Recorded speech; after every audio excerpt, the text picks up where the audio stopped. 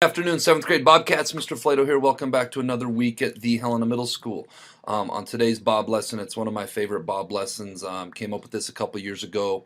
It's called Three Things, and what this Bob lesson really talks about is not when, not if, but when other people are trying to get under your skin, other people are trying to project and take their stuff out on you.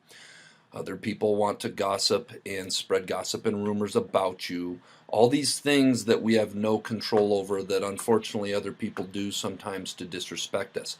How do we handle that situation? And more specifically, what are three things that we shouldn't do that kind of puts it to bed, that doesn't give it energy to continue to grow and affect us? And most importantly, when somebody disrespects you, they want something from it and not giving that person what they want. So that's what this Bob lesson is all about today. It's called Three Things. I hope you guys enjoy it. Hope you guys are getting off to a great start on this semester. Make it a great week. This week's Bob lesson is titled Three Things.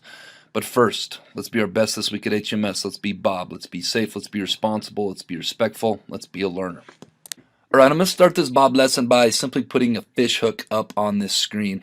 And this is a metaphor for when other students are disrespectful to you, or what happens a lot in middle school, it seems like, is there's lots of gossip and rumors going around. And I think the origin of gossip and rumors comes from everybody in this school being very insecure, myself included, teachers included, adults included, but 11 to 14-year-olds are especially insecure.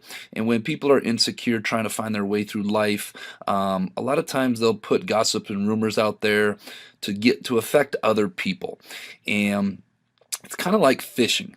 For any of you that have been fishing, you know you take a hook and you decorate it in bait. This is a worm on a bait. Some people use marshmallows. Other people use like lures, I think they're called. I'm not much of a fisherman. And the whole point of it is you want to catch something. You want to put your hook out there into the water, decorate it with something enticing called bait, and hope that a fish comes and snags it. And then once they snag it with their mouth, you've got them hooked and you've got them. Well, what does this have to do with middle schoolers? Well, middle schoolers, when they put out gossip, they put out rumors, or they put out disrespect, it's like they're putting out a hook and have bait on that hook, and they're trying to entice a reaction. If you think about why other people are disrespectful, it's all based in wanting an action. That's the only thing that they want. Just like fishermen want to put that hook out there and they want to reel in a big rainbow trout, when people get disrespectful, they want to put out something and they want a reaction. When people put disrespect out there, the main thing they want, their main goal, their main prize, is getting a negative reaction out of you. So on today's Bob lesson, I'm going to talk about three things to never do. And I talk about this all the time when students come into my office and there's rumors or gossip going on and they feel like they're powerless and there's nothing they can do about it. And in a lot of respects, they're right. The only thing you can really control in life is yourself and your actions. You cannot control other people. And these are the three things that I talk to students a lot about. These are the three things to never do so that you don't take the bait. All right, the first thing to never do, and this one is more specifically for gossip and rumors and people putting something out there to see how you react, is get defensive. And the reason that getting defensive is bad is because it gives that person that reaction that they're wanting. When people get defensive, they look guilty. When people get defensive, and you're trying so hard to convince somebody that no, you're not that, or no, you're not this, or no, that didn't happen, you look really guilty. And one of the main things that people look for when they put a rumor or gossip out there is to see, does that person get defensive? Getting defensive is one of the worst things you can do, and it's tough because it's very counterintuitive. If somebody comes up and says something that's untrue, your natural reaction is to want to respond and defend yourself. And it's okay to calmly defend yourself, but when you get super defensive and agitated and worked up, it makes you look guilty, and it gives that person the feeling that you just bit the bait and they're going to continue fishing on. So don't get defensive. Don't feel the need to defend yourself. Just let it roll right off your back, just like whatever. That's pretty dumb. Obviously not true, but I'm not going to waste the time, effort, or energy to defend myself on something that's so ridiculous. All right, the second thing to never do is display negative emotion. And when we think about this, that is exactly taking the bait and that feeling of reeling in a fish that this person is wanting.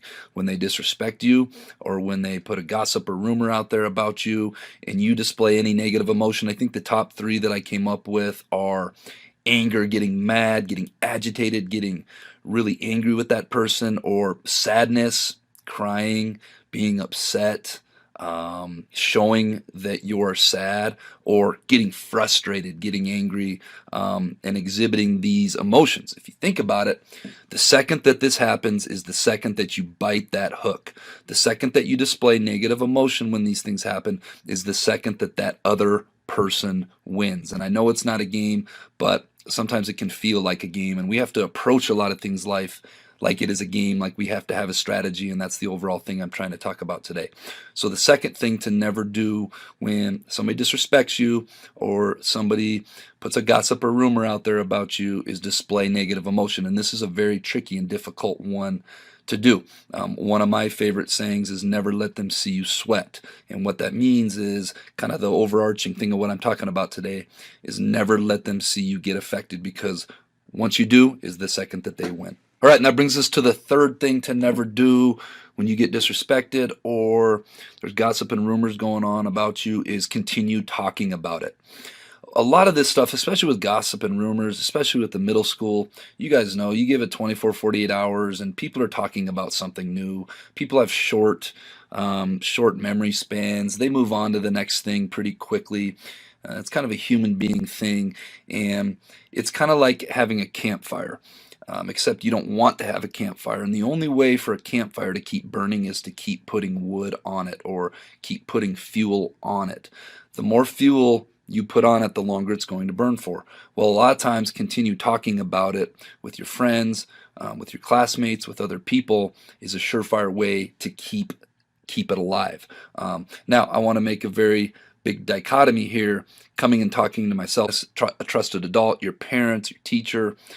That's okay because we're talking about it in private and maybe we're coming up with strategies on how to let the fire burn out. But if you're talking about it amongst your peers, amongst your friends, you're keeping it alive and therefore it'll stay alive. Next quote of the week, and I just said this a couple minutes ago, never let them see you sweat. And that's what this is all about. So many times in life, there's going to be people that test you. There's going to be people that mess with you, that test you, that want to see if they can pull one over on you, if they can disrespect you. And the second that they see you sweating, they see that it upsets you. The second that they see that it gets under your skin is the second that they win. Don't let them win. It's like people that do fish that I talk to. They throw the hook out there. If they're getting bites and they're reeling in fish, they're going to continue fishing in that spot. And I always say, well, what happens if you put your casting line out there and you've been fishing there for an hour and you don't get any bites? And you know what they say? They say, well, we go somewhere else. Okay? So when you never let them see you sweat, they're going to go somewhere else and you're going to pass the test.